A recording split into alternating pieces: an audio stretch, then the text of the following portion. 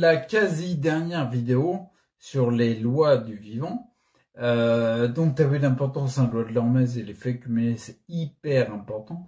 Et là, je vais te parler d'une loi en me détachant un petit peu de la partie physique. Mais pas une des moins importantes. Crois-moi, c'est une loi très importante. C'est une loi, le fait de l'appliquer, c'est celle qui me tient depuis fin 2016. Qui me donne une énergie... J'aurais pas pu relever tout ce que j'ai relevé si j'avais pas cette énergie développée par cette loi, d'accord? Je vais te parler en fait tout simplement de la loi de la connexion. La loi de la connexion, c'est simple.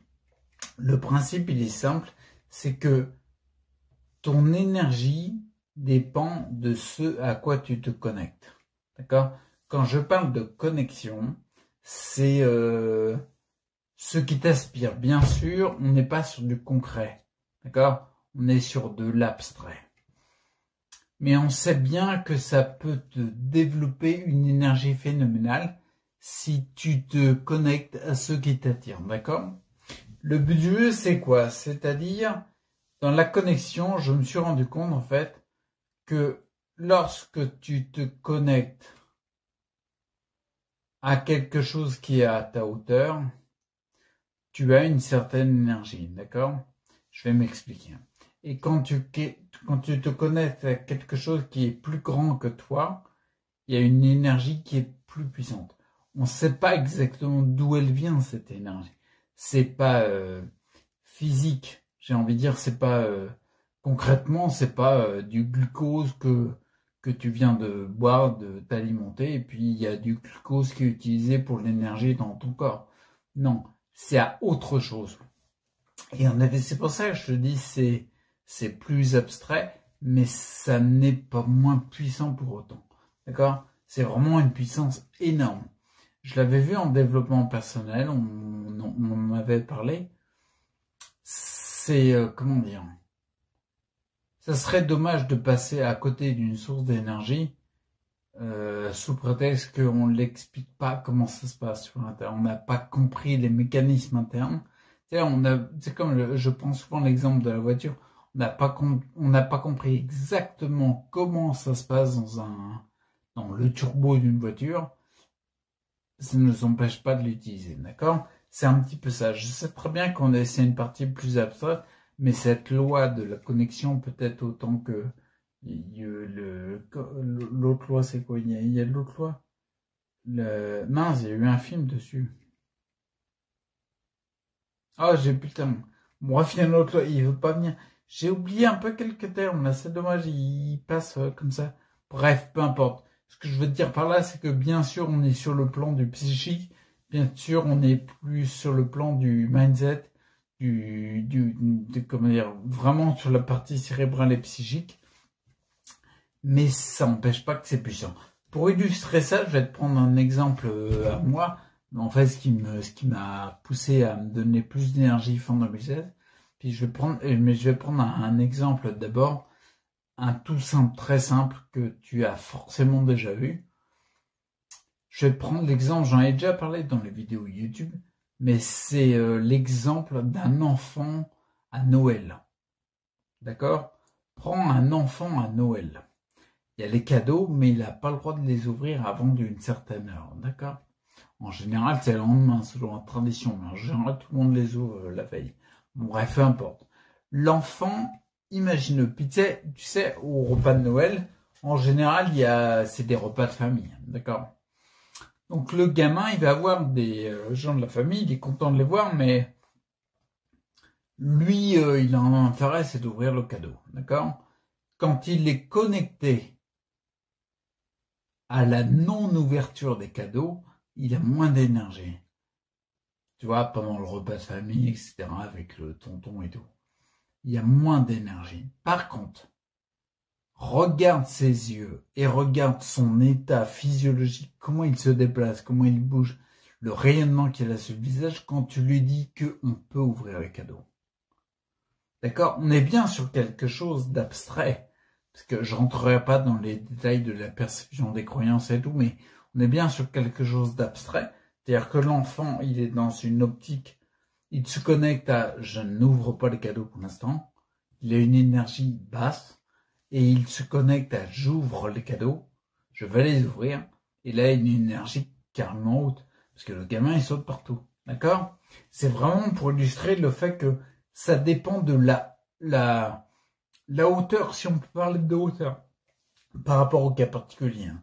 Ça dépend de à quoi on se connecte, génère une énergie différente en fonction de la hauteur. D'accord? Maintenant, je vais prendre mon exemple. Je vais pas rentrer dans les détails de cette histoire-là parce qu'il n'y aurait pas d'intérêt pour la vidéo, mais j'avais une vie avec une partenaire, d'accord? Dans les premiers temps de ma vie, et on s'était connus jeunes, d'accord? On était ensemble depuis très longtemps.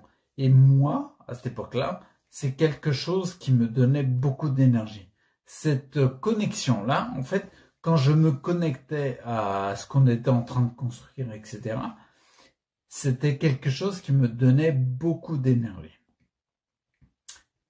À tel point que en 2012, fin 2012, il y avait, j'avais tellement d'énergie, comment dire, j'avais un travail, j'étais en train de monter un deuxième travail, une boîte où j'étais entrepreneur, de photographe de mariage. Je faisais en même temps la rénovation de la maison dans laquelle on avait notre projet. Il y a mon fiston qui était né depuis 2008, donc ça faisait 4 ans qu'il était né et je m'investissais beaucoup pour lui. J'aurais jamais pu faire tout ça si je n'avais pas autant d'énergie grâce à la connexion que j'avais de quelque chose qui était important pour moi, d'accord? Ensuite, comment dire, les choses ont avancé et en fin de compte, j'ai compris à un moment que en fait, tout ce qui avait fait le projet partenaire, enfant, maison, travail, tout ça était complètement, il n'y avait plus rien. C'était arrêté complètement, tu vois. Parce qu'en début 2013, il y a eu les premiers symptômes de ma sclérose en plaques. Bon, bref. Je ne pouvais plus être connecté à cette source-là qui me donnait une énergie énorme. D'accord? Et ça a été, comme je te l'ai dit, jusqu'à fin 2016, où j'ai fait une flambée de symptômes, ce qu'on appelle une poussée de la sclérose en plaques, et à tel point que je suis quand même arrivé à 9 sur l'échelle EDSS. L'échelle EDSS, c'est un classement des symptômes de la sclérose en plaques par rapport au handicap que tu as. C'est une échelle qui va de 0 à 10. 0, t'as aucun symptôme. 10, t'es mort. T'es décédé de la sclérose en plaques. Donc 9, c'est que vraiment, je commençais à vraiment être mal. Comme je te l'avais dit, on me donnait à manger, etc. Bon, bref. Ce qui veut dire que j'étais très très bas. Bien sûr, il y a plein de choses que j'ai fait, que j'ai mis en place, physiquement, tu vois, cataplasme d'énergie, changement alimentaire, etc. Les compléments, travail sur les glandes surrénales et tout, mais au niveau psychique, j'ai eu, abstraitement parlant, je sais pas si ça se dit, mais je te le dis, au niveau abstrait, sur le plan abstrait, je me rappelle, je me suis dit, il est important que je retrouve la hauteur de la connexion avec ce qui me donnait de l'énergie à l'époque. Ça n'existe plus. Mon objectif est de recréer quelque chose qui me connecte et quelque chose qui est grand pour avoir une source d'énergie grande. Bien sûr, ce raisonnement-là, il est venu petit à petit avec les formations, développement personnel, mes lectures, etc. Il n'est pas né comme ça un matin, quoi. Il est venu comme ça. Mais ce que j'ai fait, c'est que j'ai commencé le 8 décembre 2016 de mémoire à créer la chaîne YouTube et à témoigner de ce que je faisais. D'accord? Et inlassablement, il m'est resté en tête le fait de me dire je veux témoigner et partager ce que je connais à la hauteur de ce qui m'a manqué. C'est-à-dire que quand j'ai cherché en 2013 pour les symptômes, pour avoir de la santé, etc., c'était difficile de trouver de l'information, d'accord? C'était plus facile que des années auparavant, mais c'était plus difficile que maintenant, d'accord? Et comme j'ai manqué de ça, je cherchais à recréer quelque chose qui me permettait de partager toutes mes connaissances que j'ai accumulées. Et ça me motivait énormément. Donc t'imagines bien que là, je suis à l'étape où je te fais des formations et je te les partage et je te les propose. Donc du coup, ça rentre exactement dans la continuité de ce à quoi j'aspire. Tout ça pour te dire, à partir de fin 2016, j'ai commencé à me connecter à quelque chose de plus grand que moi. D'accord? C'est-à-dire le projet de faire quelque chose qui n'existe pas, parce que je connais pas quelqu'un qui a une cirrhose en plaques primaires progressive qui fait ce que je fais sur YouTube dans un premier temps, puis qui est en train de faire des formations. Je connais pas ça, donc le fait de me raccrocher, j'insiste, à quelque chose qui est, de mon point de vue, de grande hauteur, plus grand que moi par rapport à mon point de vue, et j'insiste là-dessus, ça me génère beaucoup d'énergie en fonction de la hauteur à laquelle je perçois les choses, d'accord? Bien sûr, j'insiste aussi là-dessus, tout ça, cette loi de la connexion, c'est quelque chose en plus de si tu fais que te connecter à ce qui t'inspire et que tu es épuisé, que tu prends pas de compléments pour aider, tu changes pas ton alimentation, tu manges toujours les mêmes choses, tu as les mêmes relations, les mêmes émotions qui tournent en toi, il n'y a pas d'appui sur ces plans-là, et tu fais jamais d'exercice physique ou énergétique, il y a peu de chances que ça fonctionne. D'accord? Donc bien sûr, cet élément-là, la loi de la connexion, c'est quelque chose en plus. De toute façon, tout ce que je dis dans mes formations, c'est toujours des éléments qui m'ont apporté. C'est pas un seul truc qui va changer les choses. Je le rappelle souvent, mais c'est uniquement toi qui qui décidera de changer différentes choses dans ton mode de vie, qui va faire que ça va changer. C'est jamais la loi de machin ou le truc qui va ou la thérapie de bidule qui va faire que ça va te sortir de donner plus de santé. Ça va participer, mais le point important, c'est que c'est toi qui te mets en mouvement, qui est acteur et qui décide de changer des choses et d'orienter, de lancer des actions qui vont changer des choses dans ta vie. D'accord? Donc tu vois, à partir de ce moment-là, je me suis connecté à quelque chose selon mon point de vue qui est plus grand que moi et ça me donne de l'énergie encore aujourd'hui. Et je pense que c'est parti pour m'en donner de l'énergie sur ce plan-là au moins pendant un petit bout de temps. D'accord? Donc pour dire en fait, le plus important, c'est pour ça que j'insistais, l'objectif vis-à-vis de cette loi de la connexion, pour chacun d'entre nous, si on veut s'y connecter, l'objectif, c'est de se connecter en fait à ce qui nous attire nous. Et sans que ce soit une finalité, à tendre vers. Tu vois, se connecter à ce qui nous attire nous, tendre vers, affiner pour le rendre de plus en plus précis. Tu vois ce que je veux dire? C'est vraiment important. Parce qu'on pourrait avoir l'illusion de croire que on peut atteindre une finalité si on a un objectif fini, ça c'est autre chose. Mais là, pour se connecter, pour faire pratiquer la loi de la connexion, le but du jeu est vraiment de se connecter à quelque chose qui nous attire, nous, et de tendre vers au maximum. Et en chemin, on va découvrir et affiner ce qui nous attire. Peut-être il y a un moment, tu vois, par exemple, ouais, je vais illustrer avec mon exemple, tu vois, 2017-2018, quand tu regardes ma chaîne YouTube, j'ai vraiment eu l'impression, j'étais connecté à ce qui m'attire moi. C'est-à-dire que je partageais des choses dans le domaine de la santé et ça me parlait. Bien sûr, il y avait toujours une forme d'humour qui était présente, et ça c'est un truc qui me tient à cœur, mais c'est en seconde position. 2019, je passe sur l'effet que, bien sûr, j'ai utilisé beaucoup de l'énergie que j'avais récupérée pour mon fiston qu'on avait besoin. Mais 2019, sur le plan de la chaîne YouTube, je trouve que j'étais complètement à côté de ce qui m'attire moi. J'ai essayé de développer la partie humour et tout, et je me suis rendu compte en chemin que c'est pas un élément principal et que parler de santé, ça me donne plus d'énergie, d'accord?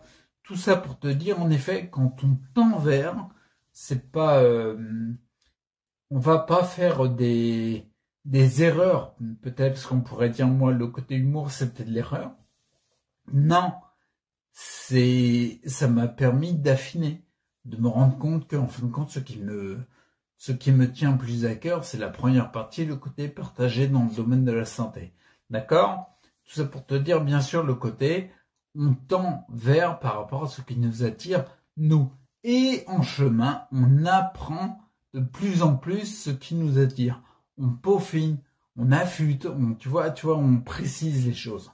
D'accord? Donc le but, c'est vraiment de tendre vers ce qui nous attire, nous, dans notre cas particulier. Moi, c'est ça. Toi, c'est autre chose. Ou peut-être un truc du même style, mais il faut que ce soit par rapport à toi. D'accord? C'est très important ça. Parce qu'on pourrait faire... on pourrait avoir l'illusion de croire que, par exemple, il y a quelque chose qui nous attire, le faire, et en fin de compte, c'est un... je sais pas moi, plutôt un... Comment dire... J'allais dire un rêve hollywoodien, mais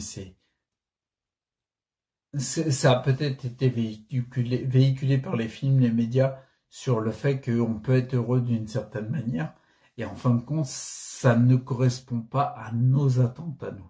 D'accord? Et là, on pourrait faire l'erreur de bâtir des choses, des passions, du travail peut-être, des entreprises, qu'aller sur quelque chose qui ne nous attire pas nous-mêmes, d'accord? Qui ne nous tire pas vers le haut, qui n'est pas quelque chose de plus haut que nous selon notre vision. Et là, ça serait une belle erreur parce que il y a un jour, on va forcément s'en rendre compte. La vie va faire qu'on s'en rende compte. Donc, du coup, les avantages de cette loi de la connexion, ils sont simples, c'est que tu disposes d'une énergie gratuite. Tu te connectes pas à ce qui t'attire, t'as pas l'énergie.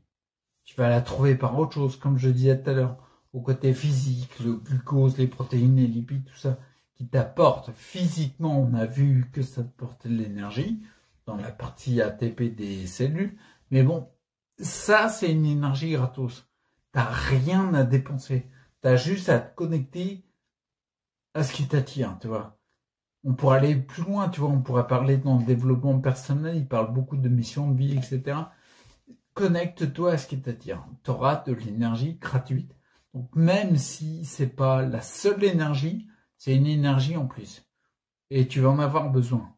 Ben, qui n'en a pas besoin dès que tu as de l'énergie, c'est énorme. Et le deuxième avantage que je trouve à cette loi-là, c'est que ton énergie, cette énergie-là, elle est inépuisable.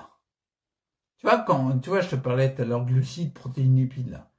Quand tu as consommé, et quand tu as consommé les réserves qui te permettent d'avoir de l'énergie, même quand tu t'alimentes pas.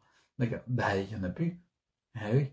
Il y a un moment, et quand tu n'as plus de réserve, bah, t'es mort. Tu vois. Tandis que là, cette connexion-là, bien sûr, si tu passes ton temps de connecter sans avoir des réserves au niveau physique alimentaire, il y a un moment, ça va avoir ses limites. Hein.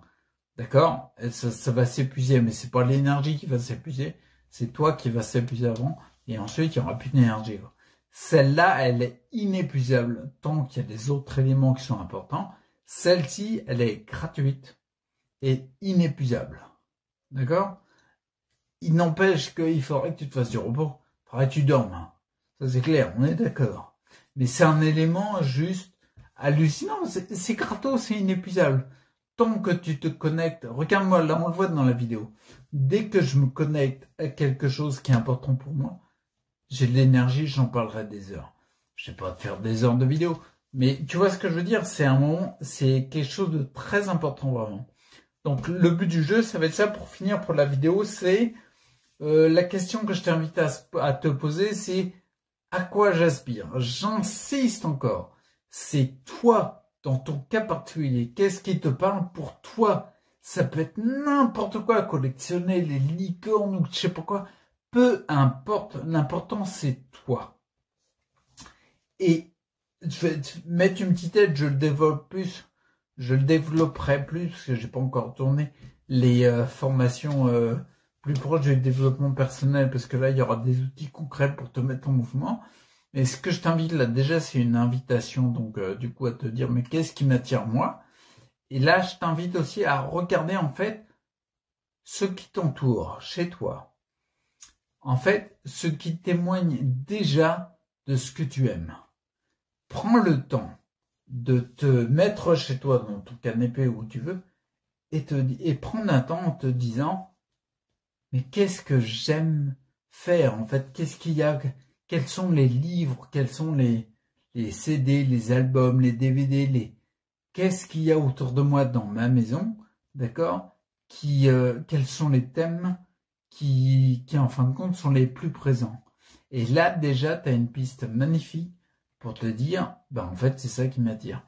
Je sais très bien que forcément on le sait inconsciemment que les choses qu'on achète et tout, c'est forcément les choses qu'on aime, mais pas tout le temps. Des fois, on peut se faire leurrer et acheter quelque chose qui ne nous intéresse pas, mais au fond, on l'a acheté parce que ça valait le coup, il y avait une promo, là, on croyait que c'était intéressant pour nous, puis en fin de compte, ça répondait à d'autres choses, ça ne l'est pas. Vraiment, je t'invite vraiment, même si on le sait, comme je te le disais inconsciemment, prends le temps de te poser et te poser la question. Moi, j'ai fait cet exercice, tu vois, et de plus en plus, et je m'étais rendu compte de plus en plus, je le fais pas quotidiennement, mais on va dire tous les 3-4 mois, je prends le temps de me mettre, même si maintenant j'ai affiné de plus en plus.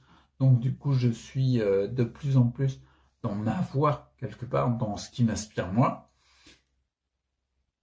Je l'ai fait plusieurs fois, et bien sûr, quand tu commences à te poser, comme je t'invite à le faire, et à regarder autour de toi, il y a certaines choses qui ne paraissaient pas évidentes qui le deviennent.